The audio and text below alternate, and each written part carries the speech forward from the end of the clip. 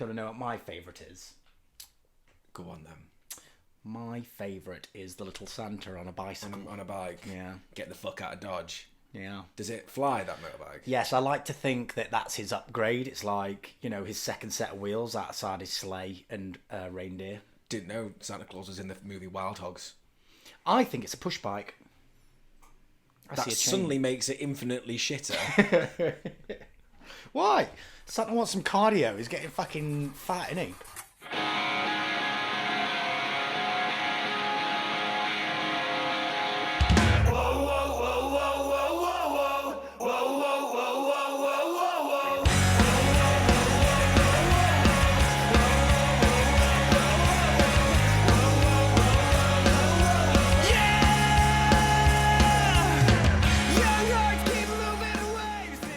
Hey up everyone, and welcome to episode 6 and the Christmas special of the Podcast.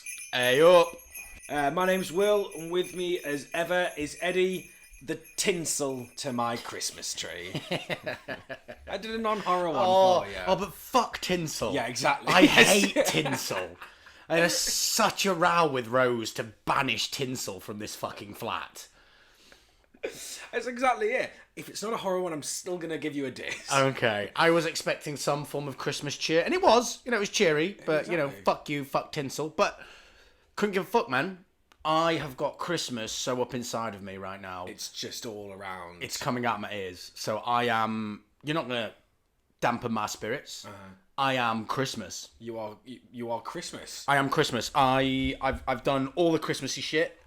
Done all my Christmas shopping. I've watched fucking bare Christmas films and Christmas specials. League of Gentlemen Christmas special the other night. Oh, it's an absolute banger. Marvellous. Inside number 9 Christmas special though. That's dark. It's so good. I think that's probably my favourite Inside number 9 episode. It is so un-Christmassy. It's about Krampus. Thank you very much. It's not about Krampus, really, is it? Do the Americans get League of Gentlemen and Inside Number 9 and that stuff? I'd say very few. But can they physically get it? Is it on like the American Netflix and shit? Oh, sorry. Is that where you were going? Yeah. Do you get it? Why don't you get it? But also, do you get it? I don't know. Maybe. Let us know. League of Gentlemen, Inside Number 9, dark British humour. Yeah, incredibly dark with 2 unbelievable dark Christmas specials. Yeah. And great Christmas specials. So they are. Inside Number 9 is good, but... Oh, yeah. But no, I've not watched that one. I've been getting merry. We had our Christmas party last weekend. That was pretty good. We did. I'm sure we jazzed everyone up on Instagram with all our pictures of the Podcast Christmas party. Yeah, nobody saw. No one saw. Will did a tequila slammer through his eyeball, though. Hardcore tequila slam. Hardcore tequila. Pretty sure you did it as well. Yes, I did. Did you see, though? So if you don't know, I'm sure you do. You sniff the salt, you shot the shot, and then you squeeze the lemon into your eye. And, we did phase 1, we did phase 2, and phase 3, I lean back, I open my eye with my fingers, as you do, and proceed to squirt the lemon into the opposite eye. Yeah, you opened up one. So you're actually torturing both eyes. Yeah. One gets lemon and one gets just the cold air breathing against it. Yeah. But like I say, Christmas is in all my orifices. It got in through my eyes last weekend, so Is that where it seeped in? It seeped in. I am Christmas. Well, speaking of Christmas, let's get cracking. This week's homework was Christmas crackering. Was this? That was so slow. How did I not do that? That was so slow. I applaud you, sir. Thank you. It would have come quicker. I thought of it quicker, but I was taking a sip of my Guinness. Sponsor. Guinness. So this week's homework was to watch the 2005 Christmas horror film, Santa's Sleigh. Now, how did you find it, Ed? Well, you gave me a choice on this. I did, yes. Last week it was between Santa's Sleigh and Jack Frost. Yeah. I was really disappointed at the start. I was hoping, the way you set it out is my choice. I can pick whatever I want, have a lovely Christmas. But no, it was down to these 2 fucking, I don't know, what did they say, B-list movies? B-movie. It's a B-movie, sure, why not? B-movies. Yeah, so I chose Santa's Sleigh because I thought it sounded a bit more badass, and I didn't want to ruin my image of Michael Keaton as a melted snowman. Yes, but we, of course, were not talking about the Michael Keaton and Henry Rollins as an angry ice hockey coach, Jack Frost. We were talking about a different horror film, Jack Frost. Fine, but I just didn't want to see Michael Keaton in the film over Christmas. He wasn't in the film, but okay. Okay. So, spoiler alert. Nothing says spoiler alert like the Nature Boy Ric Flair. So the bio of Santa's Sleigh. Santa Claus, played by WCW wrestling legend Bill Goldberg, is actually the spawn of Satan. Who saw that coming? Honest to God. And he returns to his evil killing ways after serving the terms of a bet he lost to an angel 1,000 years ago. Yeah. After learning of Santa's true origin, Nicholas and his love interest Mary are hunted down by Santa and must defeat him in order to stop the killing rampage. So... Yeah, so that description, that bio was way better than the film. What you've just done then, I got a little excited about, and I realised I've just watched a film and I was massively disappointed. Are you telling me right here, right now, that you didn't enjoy Santa's Sleigh? Are you saying it was a bad film? I'm not saying it's a bad film. I just don't think anyone should ever watch it because it's terrible. No, you know what, actually, I enjoyed it. I enjoyed the first 20 minutes. Right. I enjoyed the first 20 minutes. I thought, okay, this is pretty cool. Yeah, Santa kicking ass, taking names. And it just got progressively worse. It's like they had a lot of budget. I say a lot. It's like they had a budget. And they spent it on Santa's outfit. And they sent it on Santa's outfit and within the first 20 minutes of the film. And then it just died after that. Nosedive. Couldn't agree more with you. Opening scenes, as far as opening scenes go, we hold Saving Private Ryan and, The Dark Knight Rises up as these films that have just the most incredible opening scenes ever. Now, I want to know why Santa's Sleigh is not included in this conversation. Because that opening scene... Oh, it's amazing. Fucking badass, right? It was so sick. Like, how are all the biggest actors they had in this film, like, all in that opening scene? Just playing a small cameo. And all getting killed. I mean, when I say big actors... James Caan is... No, I'm not going to do the joke again. James Caan's a big actor. Who's he? He's the dad. He's also an elf. Right. He's Buddy the Elf's dad. Right. Great in that film. We should have watched Elf. Why weren't we watching Elf? Well, some would say that Elf only cast James Caan because of his role in Santa's Sleigh. Most wouldn't. Some would. I'll give him props for his tash. He had a good diddler's tash. His wife, bang him. Yep. Great rack. Then you've got that weird bloke who was at One Night at the Roxbury. Night at the Roxbury, yeah. Yeah. Has he done anything ever since? Two sexy sisters and his wife, right? Yeah, but his wife is one of the sisters. It's three sexy sisters. Oh, okay. Otherwise, he'd be feeling his own mum up. That. Because he starts fingering the mum of the family in that scene. He does. Okay, got it. Give him a quick digit. But that could be the reason why they're on Santa's naughty list, no? Oh, yeah, they were definitely on the naughty list. Well, if you saw the credits, the final credits of the film, by everyone's name was a ticker across for the naughty or nice list, and the Mason family in that, that's what they were called in that scene. They all had a naughty X next to them. Yeah. I imagine fingering your wife's mum would probably put you on the naughty list. So this is when we first see Santa. This is when Goldberg Santa comes out the chimney. Bursts out the chimney. Fucking literally. But he has the etiquette to come down the chimney and then smash his way through the resulting end of the chimney pipe. Well, it just must be ingrained in him for the last 1,000 years. He's been going down chimneys, hasn't he? Right, but fine. But then, all he had to do was duck under the last little bit. I don't know, it just felt like he made a lot of effort. Fine. But, boom, we see Goldberg. Oh, right? yeah. mutters a couple of badass comments, and then just goes to town on the family. And kills them in pretty badass ways, bar the guy from Night of the Roxby. He just gets pushed into a cabinet. He kills them all in fucking sick ways. Getting the star from the top of the tree, using it as a ninja star for one of the hot sisters. A ninja Death Star tree topper. Oh, yeah. Sick. The worst one was the other sister that gets sort of burnt alive. That's the mum. The mum gets burned. Is it? Yeah. And then drowned. In eggnog. Yeah. What a way to go. Merry Christmas! Yes! Christmas! So, Goldberg was a wrestler, right? Yeah.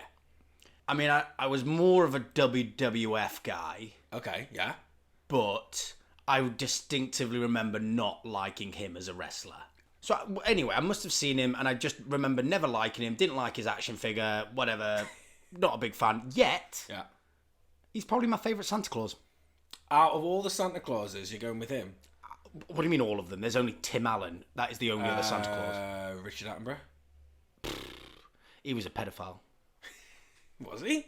Oh, he had rapey vibes in that film. Is that just all old white men, though? Yes.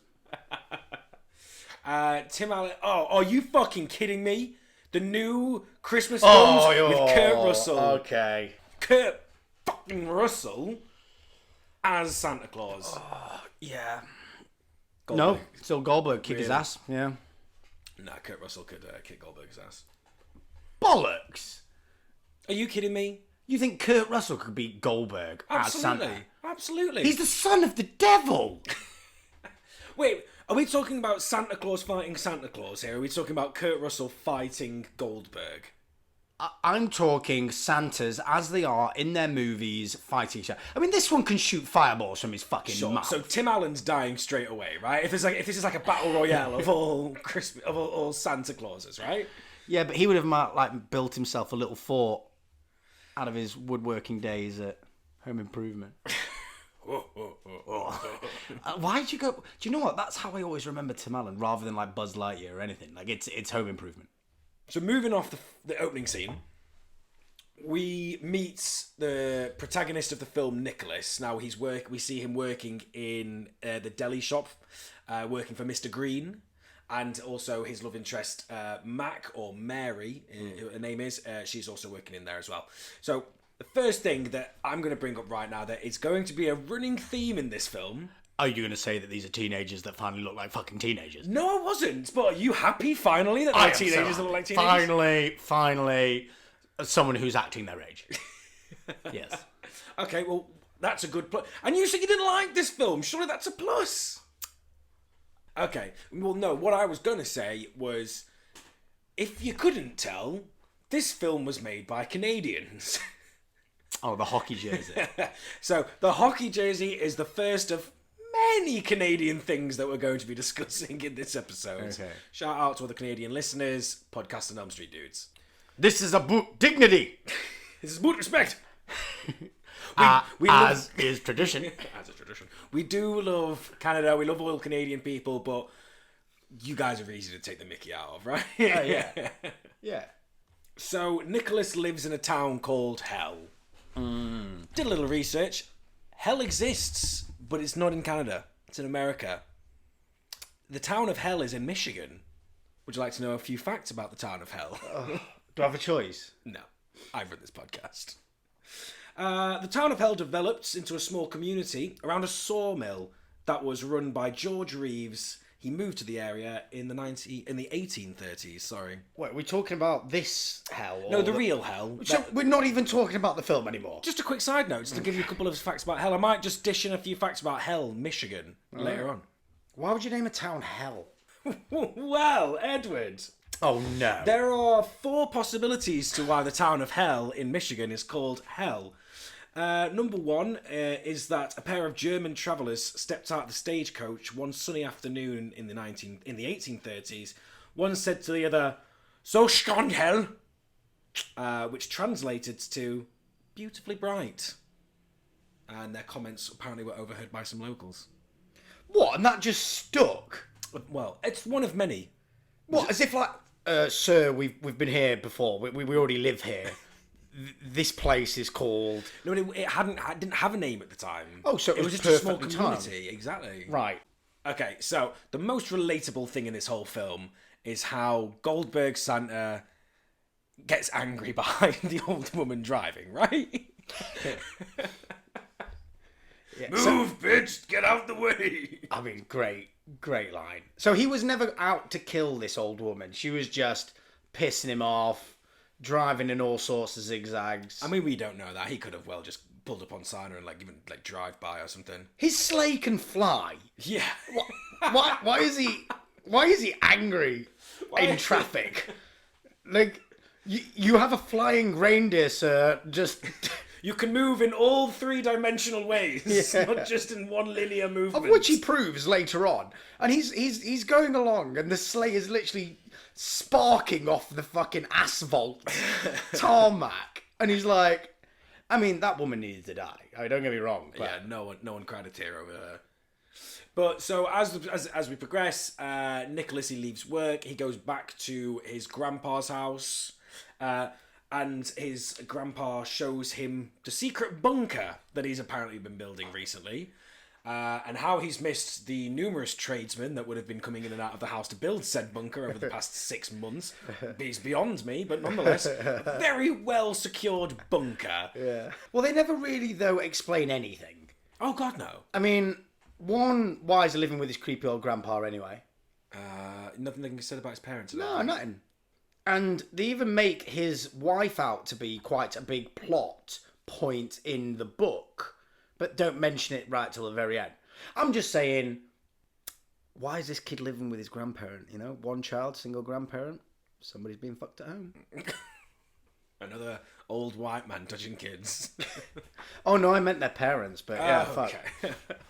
Well, you did mention the book, so this is the Book of Klaus. This is where we get introduced to this, and very abruptly, at the age of 15, I'm assuming, or maybe a bit older, he just asks his granddad to tell him where Santa came from, and he says, oh yeah, he subtly pulls out a secret safe to then receive a secret book, the Book of Klaus, and starts telling him the story of the origins of Santa.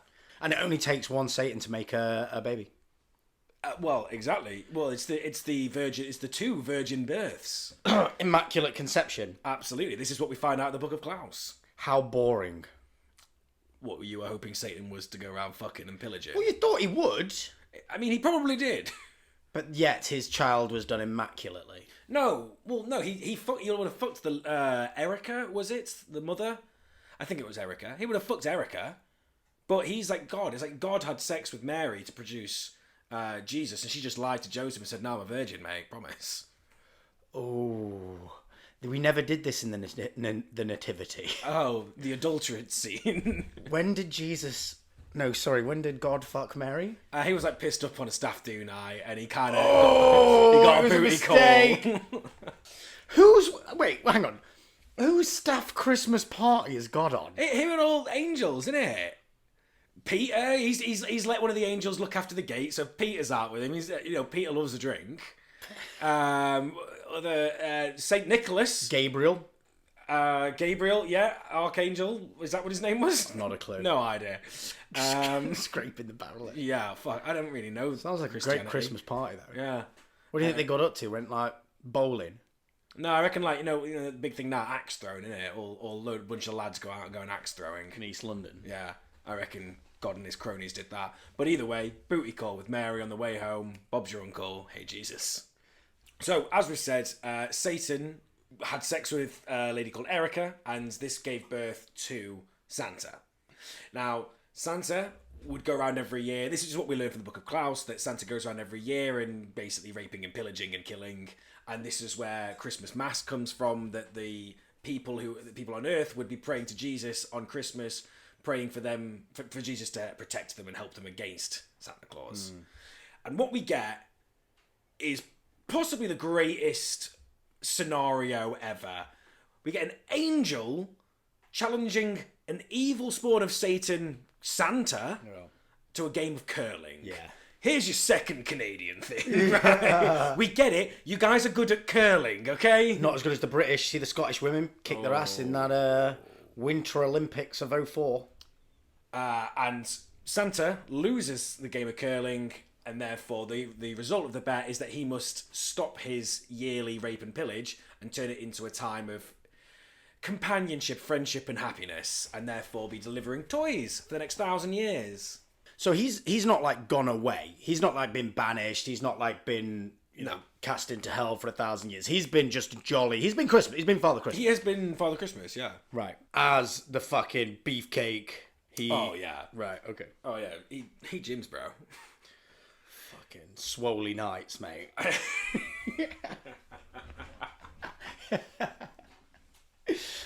I'm pretty sure I said this to you earlier. Like, what the fuck is Santa Claus gonna do for the other fucking 320, 40, whatever fucking days there are? Oh, Santa been lifted. Yeah. Yeah.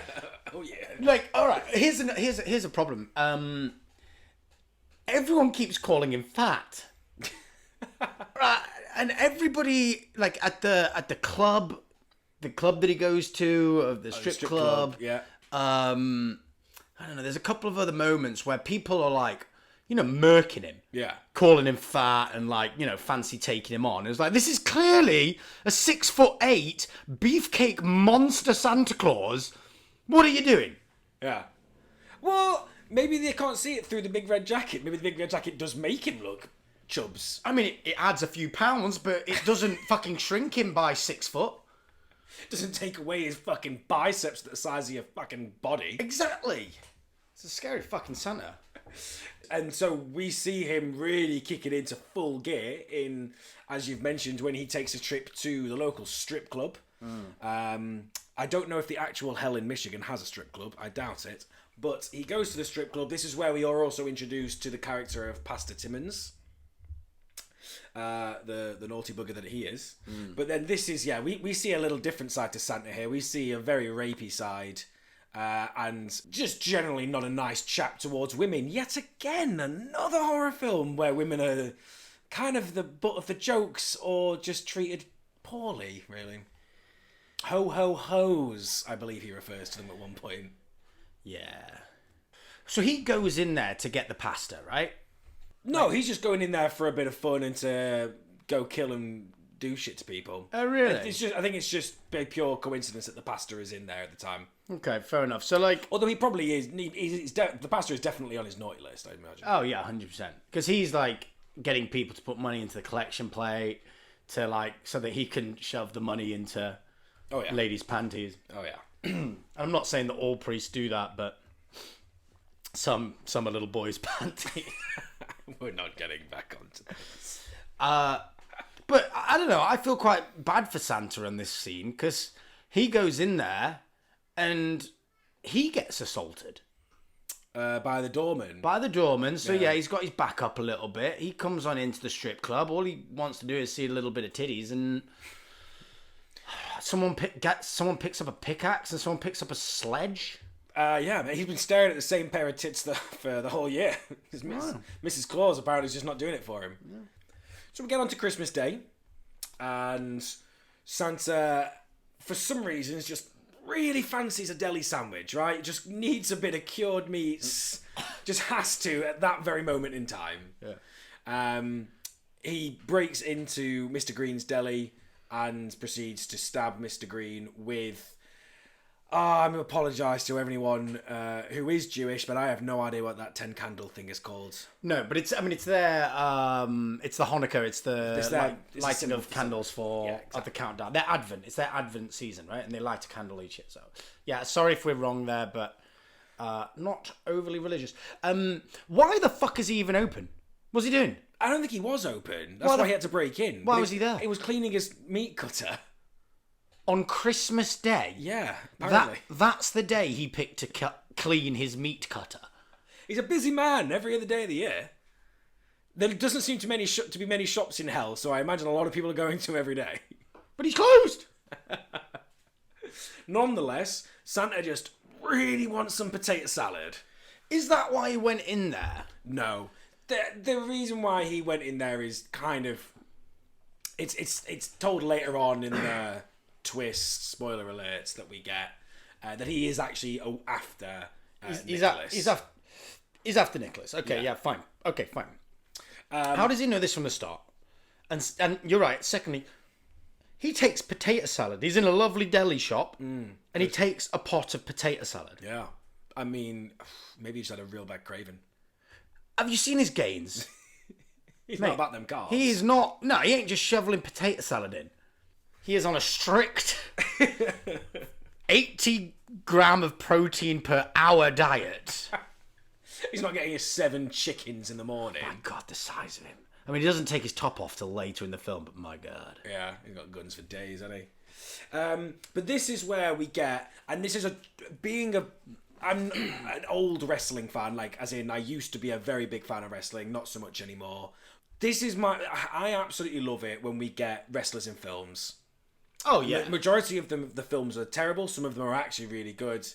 But the best is when the wrestler gets to do one of his finishing moves in the film. Yeah. Now, I don't think there is a film with Dwayne "The Rock" Johnson where he doesn't rock bottom somebody. Okay? But for some wrestlers, it might be harder to do that move or not. Yeah. But we get one of Goldberg's old moves. We don't get a jackhammer, which is what his finisher was. Yeah. But he was known for doing the spear. Yeah. And he spears Mr. Green right through the deli counter. Yeah. It's pretty badass. It's very badass.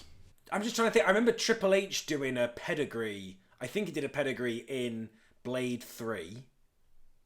And, like I said, Dwayne "The Rock" Johnson does a rock bottom in absolutely everything. And gives the people's eyebrow. People's eyebrow. Like, at every possible occasion. Damn right. Does Batista give anyone a power bomb in the Guardians of the Galaxy? He must do. I'm not 100% sure. And does Hulk Hogan give the leg drop in Hulk Hogan's sex tape? I've never got to the end of that. Have you not? It's a real twist and turn, I'll tell you that. I do have to say a little quick rest in peace, rest in power, Mr. Tommy Tiny Lister, who is in a scene. I had no idea, or at least completely forgot that he was in this, and he has very recently just died this December. Most people would probably know him from the Friday films. He was in another film with Hulk Hogan. He was in a film called No Holds Barred, where he plays a wrestler called Zeus. He's died? He died this December, yeah. Died really recently, not so. What a weird cameo, though. Yeah, and he has a very weird line in it, and his backstory and shit. Yeah, just moved from the hood, but he's now here to sell gas and gum. Well, what was going through my head is like, oh, this guy'll be back. Oh yeah, yeah. We got big white Santa gonna fight big black gas attendant. Like, this is gonna be the showdown. We can only hope. I'm guessing it was maybe a nod to one of his other characters. I don't actually know. And when was this film made? 2005 or something? 2005. $2.50 for a pack of gum. That's how much you paid. Inflation, right? Rates. That would indicate there'd be more now. So I don't know, how much is it for a pack of gum in fucking Canada? It must be $3 now. Oh, I don't know. How much is the Canadian dollar worth? Oh, pennies. I mean, sorry. We're sorry. It's probably more valuable than the pound now. Jesus, that's depressing. Yeah. Quick, get us back into Europe. Oh my God, quickly. So Nicholas overhears when he's buying the gum. He overhears that the deli there's been a rustle in the deli. He goes down there and sees that Mr. Green, his employer, has been stabbed through his jugular. And in the last words of Mr. Green, he says that Santa's real. And he basically is trying to warn Nicholas about this whole thing. We then get a very strange, oddly racist, and a little bit anti-Semitic scene with the policeman. When you say little. I mean a lottle, again. Yeah. Yeah, I'm not really sure how to take that one. Not sure what angle to come at on this one. Well, they're trying to do a bit of throwaway humour, but yeah, it just came out really anti-Semitic. It did just come out as quite an anti-Semitic comment, absolutely. Yeah. What did they call him? Amish? He called him Amish, yeah. And I think Shlomo was one of the names for one of the Jewish men outside. It's a Jewish name? It's a Jewish name. The police take Nicholas away. He's questioned by the police chief, who's dressed as Santa. And essentially gets a bit of a slap on the wrist for trying to talk about how Santa's real and he's going to come kill everyone. He's just, oh, shut up, mate. Get on your way. You go back to your crackpot granddad. No one likes his granddad, whatever. Then Goldberg comes again. Yeah. And he just lays waste to the entire police station. Yeah. This was fun. This was a fun scene. What, him chasing Nicholas and Mary down afterwards? Or? No, I just think like sort of so he comes in and kills the police chief and then does that, classic as he's like sort of strolling out and there's a really good Christmas song playing as he's walking out and you just see the mayhem that he's left behind. There's one policeman with the friggin' microphone, the tannoy microphone jammed to the back of his throat. Yeah. One's up on the police forensic pinboard. Yeah. It was just quite cool. And actually, the music through this was badass. Oh, yeah. Because they were all Christmas songs, but like played by, rock bands or punk bands or something like that. They were given a little bit of twist. Totally. You got the Christmas feel, but at the same time, it was still kind of weird and eerie. Yeah, yeah. Yeah. And, well, then we get to this scene where Santa Claus is taking a police car. Apparently his sleigh's not quite good enough for this bit, but he is chasing down Mary and Nicholas. Jumps onto the top of their truck, and Nicholas has to shoot him off. This little scene is merely just a setup for the fact that Mary's dad likes guns, right? If you've seen the film already, you know how the film ends. But it's trying to give backstory or a little bit of character development to a character that hasn't been on yet and won't be on for quite a while. So Nicholas and Mary, they flee back to Nicholas's granddad's place. They all go down into the bunker where Goldberg finds his way in. They escape, but they're trying to get onto their snowmobiles to try and get out of fucking Dodge quick as hell. One of them doesn't start, so Nicholas's granddad has to stall Santa basically, and basically calls him a little bitch. He does. He calls him fat. He calls him. He says he's put on some weight. Yeah. Says he looks like a fucking It basically looks like a douchebag. Yeah. But we get, probably the most on the nose joke of the whole film, and that's saying something, right? The fact that Grandpa gets run over by a reindeer, not Grandma gets run over by a reindeer, as the classic Christmas song goes. What classic Christmas song? Tell me you've not. You've heard of Grandma gets run over by a reindeer? No. How? It's like a famous Christmas song. Fucking play it. Right. Grandma got run over by a reindeer, walking home from our house Christmas Eve. You can say there's no such thing as Santa, but as for me and Grandpa, we believe. I'm sorry, no. What do you mean no? No, I've not heard this. Oh, right. This is... I do not remember caroling this, for one. I don't remember being taught this at school.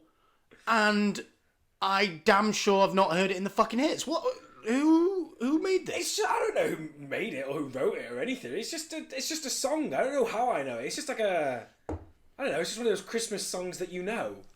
What follows next is what can only be described as a chase scene that's really trying to make snowmobiles look cool, right? He goes over so many sweet jumps. 6 sweet gnarly jumps. They essentially, at the end of this chase, though, the snowmobile starts breaking down. Well, after it goes through the centre of town, where Pastor Timmons is actually picked up by Santa and knocked out in his sleigh.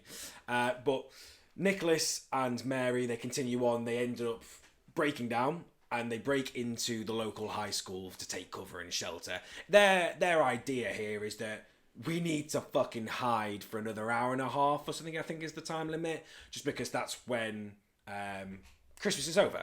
Greenwich Mean Time. Yeah. You can run, but you can't hide. It's literally what almost every fucking horror villain says, right? Yeah. And their hiding was so bad. They physically ran into the library in front of Santa and hid behind the first bookshelf going, with a mirror, a 3-way mirror above them. Come on. Is this one of the wrestlers who hasn't killed his family then through roid rage? Yes, this is one that hasn't. He hasn't? No, he loves his son quite a lot. Really? Then again, I think Chris Benoit loved his son, but...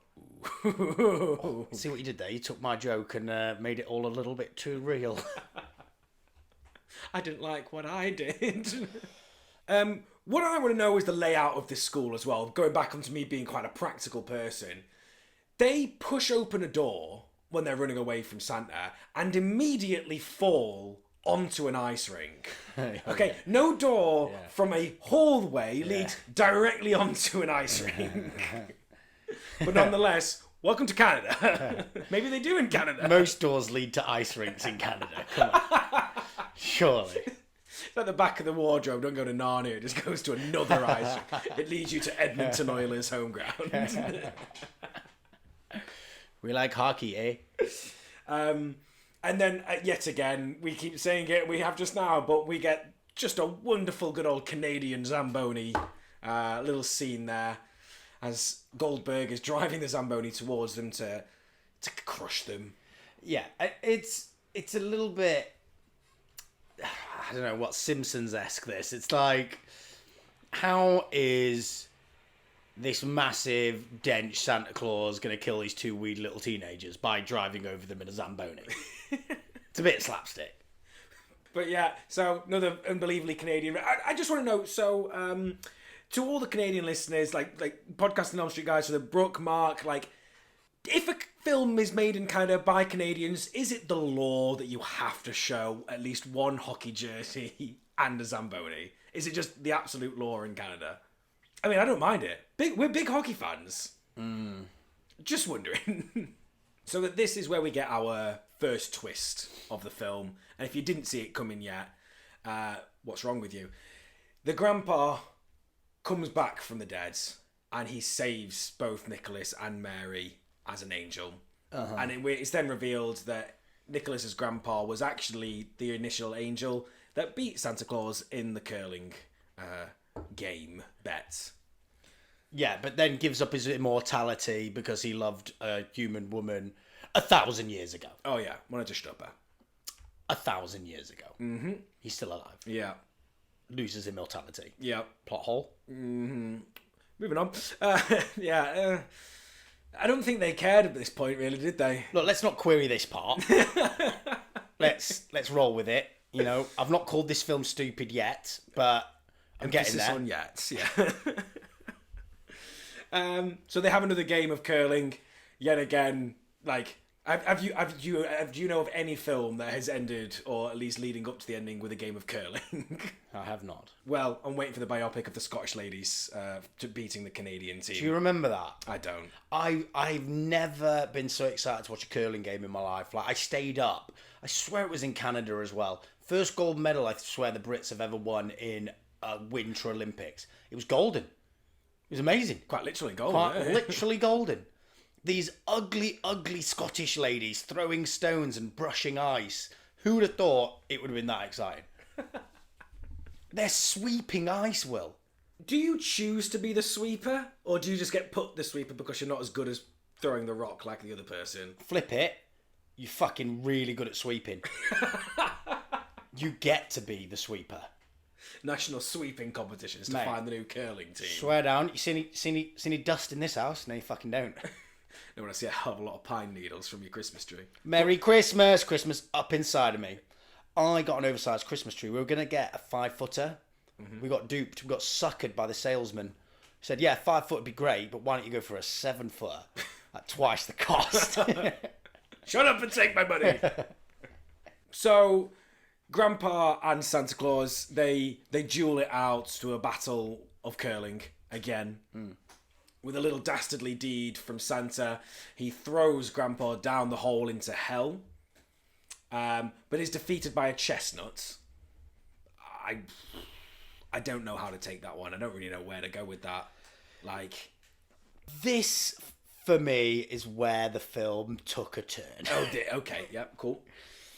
Up until now, I could get by. You know, I could get on board. I like the theatrics of how Santa came to be, why he's angry, why he's evil, what he's doing, but it just gets stupid from here on out. I mean, more stupid. It just gets ridiculous. Yeah. So another gadget his grandfather's made, some nutcracker that fires nuts. Mm-hmm. Pretty much kills Santa, or at least like friggin' disables him for a while. Oh, it hits him. It knocks him down, doesn't it? Yeah. So he gets hit with the chestnut.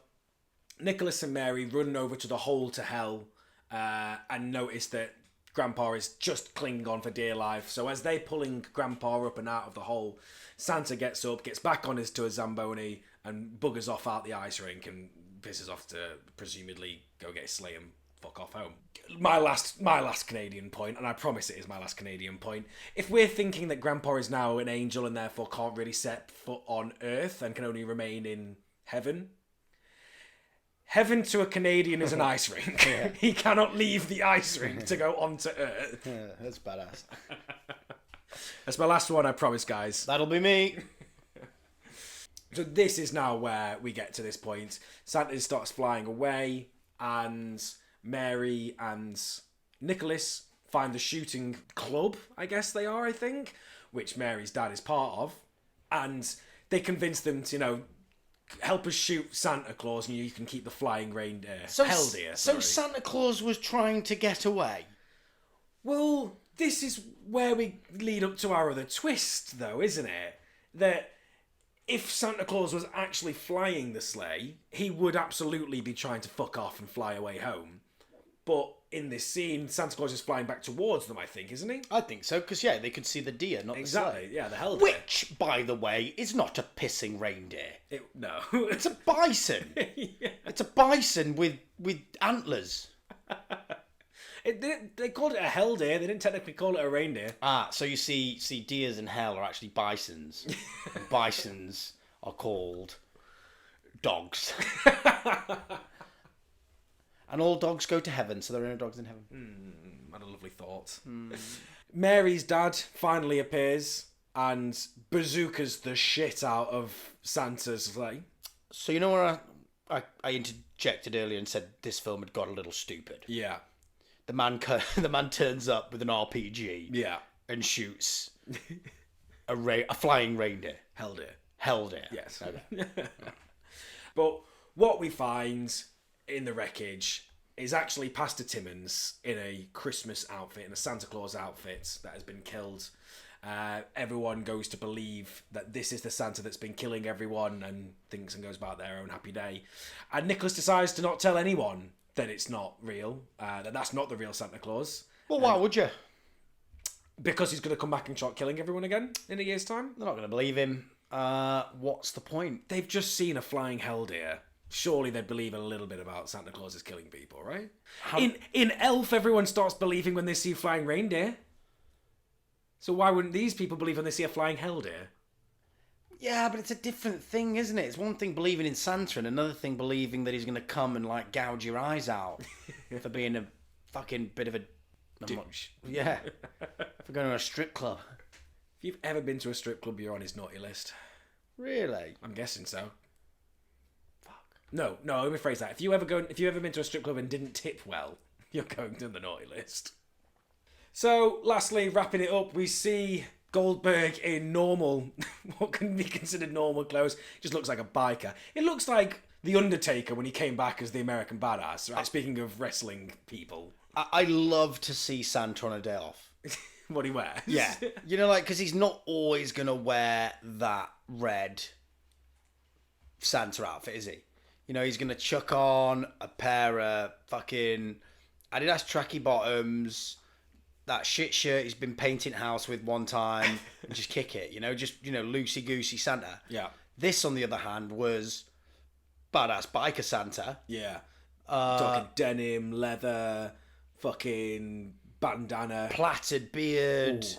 Yeah. Classic Hell's Angels look. It's like you remember at school when you saw a teacher outside of school, not wearing their school clothes. Not that they had school clothes, but they were wearing a half a suit. Yeah. And then you'd see them out wearing a pair of jeans and a Ralph Lauren polo. And it was like, who the fuck are you? You're not my teacher. Yeah. But, I mean, this is probably what Goldberg decided to wear himself, I'd imagine. He probably thought this looked cool. It's probably his choice of clothes to wear. This poor bastard. I do feel a bit sorry for him. So, do not feel sorry for Goldberg. Well, he gets set about in a club and has to defend himself. Right. I feel quite bad for him. Okay. What about the innocent old lady he killed? She was being a bitch. Okay. She deserved it. People are constantly calling him fat. People are constantly picking on him. They even made a joke about his wife. Right? That's low. Pretty sure he made the joke about his wife, didn't he? It's not split hairs here. My point is, he's had it pretty tough. You know, all he wants to do, you know, he's had to go through this fucking maze of secret passageways to find this kid. All he wants to do is kill his kid, right? That's all he wants. And the granddad, yeah. And to make things worse, you're the son of Satan, right? Yeah. Your dad won't even give you a lift home. He won't come pick you up. No, mate, you fucking find your own way. He's like he's getting economy flights from Winnipeg Oh dear. back to the North Pole. Yes, and it's not even direct as well. I think he has to get transit. Didn't he? He So did, you go they- from Winnipeg to somewhere else Yeah. on a connection flight through Yeah. to the North Pole. Surely he has means. Surely he has means. Before we wrap up the film entirely, did you know that George Reeves not only ran the sawmill in the town of Hell, but he also built and ran a grist mill, a distillery, and a tavern where the excess grain that wasn't used in the grist mill was instead used in the distillery to produce whiskey to sell in his tavern. Dude's a fucking mogul, honestly. Get out of town. Ah. Please let us find us somebody from hell.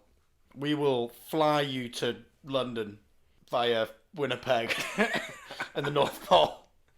Isn't that hell? Just so we know. And on that note, we've lost another listener. So I can't say I enjoy these films. Can't say I enjoyed this one.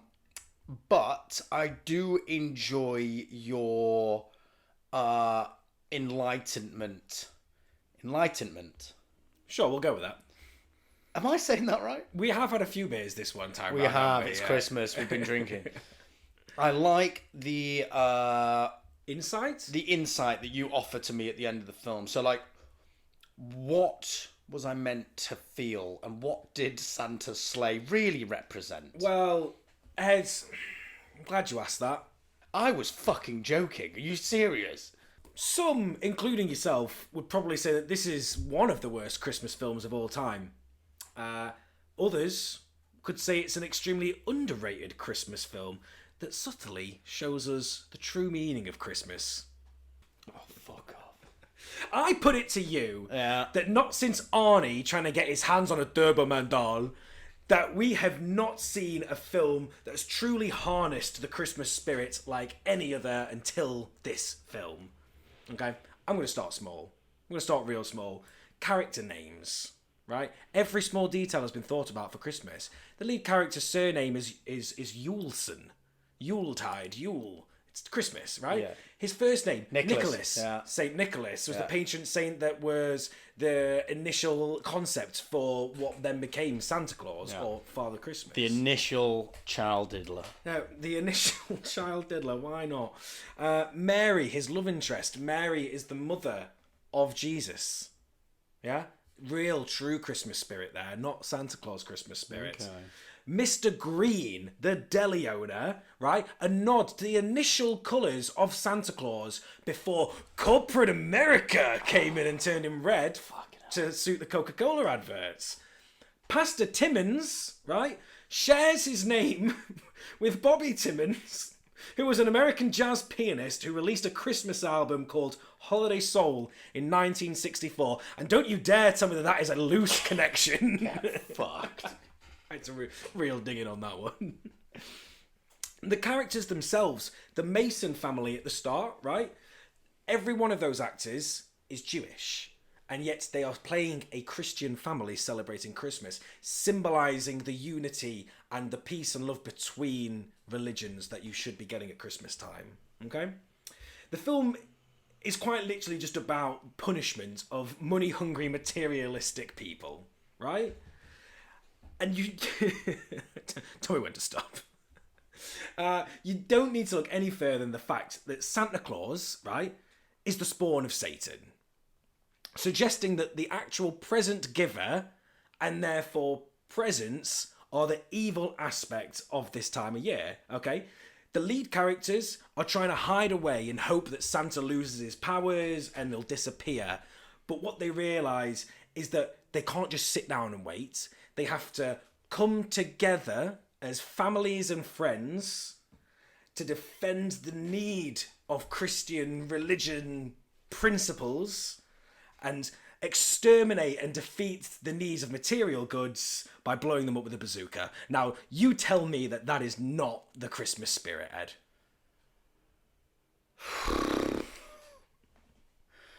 Fucking hell. I don't even know how to come back to that. Fuck off. I'm sorry, no. It was a piece of shit. Nobody thought it through. They spent all their budget on fucking triple XL Goldberg size fucking Santa outfit. And the script ran out 20 minutes in and they just fucking winged it for the rest of it. There is no meaning. It was a terrible Christmas film. It was a joke, Ed. It was a Christmas joke. It's an absolute bullshit film. But god damn it, it did make me feel Christmas. It got Christmas all up inside It got a Christmas little bit further up inside me as well. Is it tickling the back of your throat now? It is almost. Tickling your tonsils? It is almost out my. It is almost on the tip of my tongue. Ooh, lovely. Merry Christmas all. Who would you prefer to be diddled by? Oh my What Lord. Santa? Goldberg Santa or David Attenborough Santa? Richard Attenborough. You heard. The amount of steroids Goldberg's taking means he's probably got a small penis. Couldn't get it up, yeah. But he's, I ain't wrestling him off, am I? Oh no. No, I'm probably going to go with Richard Attenborough because I reckon I could beat him up and run away. He's only an old decrepit man, isn't he? Yeah, but he's dead probably now. he's probably been at the game longer, so like Oh, really? you're already subdued. You're already in his van, tied up. No, that's dark. I'm sorry, but I don't think they allow kids to sit on Santa's laps anymore. They right? don't, no. Yeah, you have to sit next to him. It's ruined. It's a couple of thousand Santas have ruined it for the rest of us. That had to diddle that fucking poor little child in the fucking shopping centre. Yeah. And now that's it. Yep. We can't sit on Santa's knee anymore. Thanks a lot, diddlers. What other wrestler would have made a good Santa Claus, though? None of them. No. Mark Henry, he had a beard. I'd like to see a black Santa. Mark Henry, he's the size. He's got the size to be Santa. Exactly. Yeah, true. I'll give him that. Blanta Claus. I'd be surprised if that isn't a blaxploitation horror film already. Yeah, we should watch that. We need to search for that. That'll be a good one. Who else could play Santa then? Come on, who would be your ultimate wrestling Santa? Wrestling Santa? Yeah. If we're going on pure aesthetic, I think Big Show could do a good Santa Claus, but maybe too big, actually. But he's got the roundness to it, right? I guess so. All I know is that Santa's sleigh is not going to make it onto my annual Christmas watch list. So, for the last rating of 2020, what a shitbag of a year. But for the last rating, Ed, Santa's sleigh, what you giving it? This is an easy one. I'm not scared of a big Jewish wrestling Santa Claus and his retarded reindeer. I'm giving this one a Disney princess. This is a 1. We're getting a 1 of Disney princess for Santa's sleigh. So, just to confirm, not only was it not scary, you also thought this was a direly shit film. It was terrible.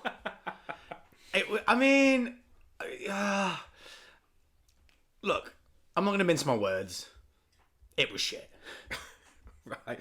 Well, we can leave that one there. But where we won't leave it, though, did you know that when tax collectors came to Hell, Michigan, to assess the stock that Reeves had, Reeves and his customers conspired to hide whiskey barrels by filling the barrels and sinking them into the bottom of the ponds in Hell.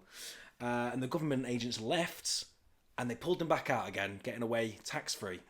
Where the fuck are you finding these facts?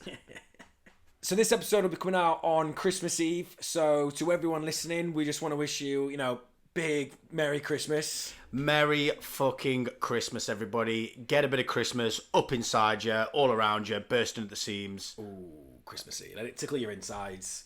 So what we're going to do, we're going to take a week off next week because we will be with family. We might be able to do a little quick recording of just to say hi, maybe. But as far as the film goes, you're all off the hook for next week. But we will be coming at you straight away in the new year. 7th of January, we'll be coming at you with a new film. I'm not going to say what it is now. I'll let you all have a lovely Christmas. I'll let Ed wait in anticipation what it's going to be. Is it going to be horrible? Yeah, I feel like, well, we gave Santa Slayer 1. Cannibal Holocaust got a 2, I believe it did.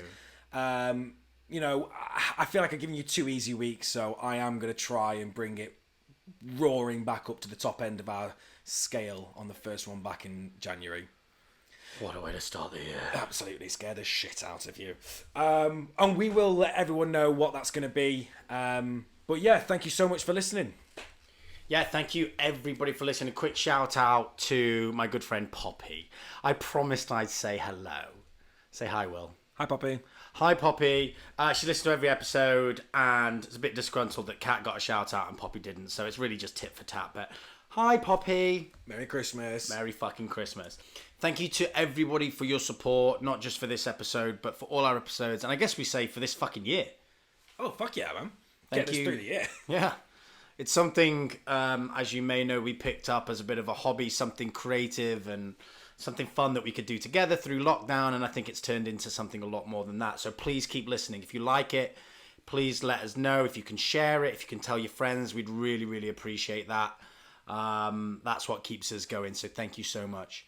Big shout to Good Friend Band. You know them, our intro music. Thank you so much for your support.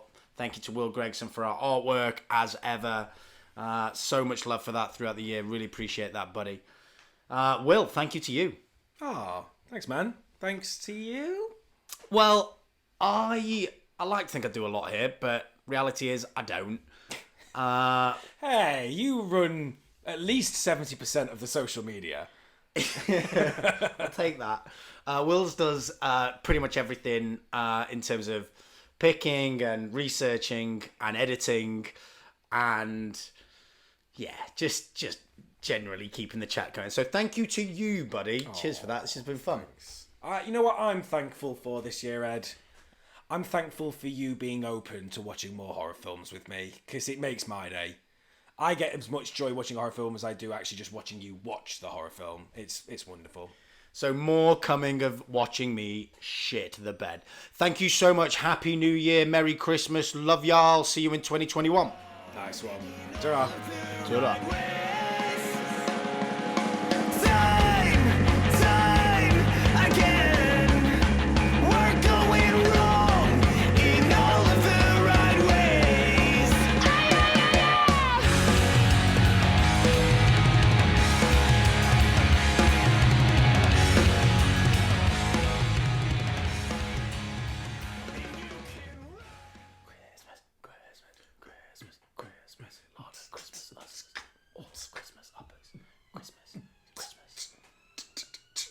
I'm not really a lyricist. No. Are you feeling the full strong arm of Christmas? Oh up my inside of you, god. though? Oh, honest to God, he is working he's well past my lower intestines. Oh, is he? Yeah. He's tickling the upper? I would say he's almost at clavicle. Is he? He is at thoracic, and any moment now, it will be poking fingers out of my mouth. So if I just see your mouth moving for no apparent reason with no noise coming out, I'm just to assume that Christmas is playing you like a puppet. Oh, Christmas is so up inside of me.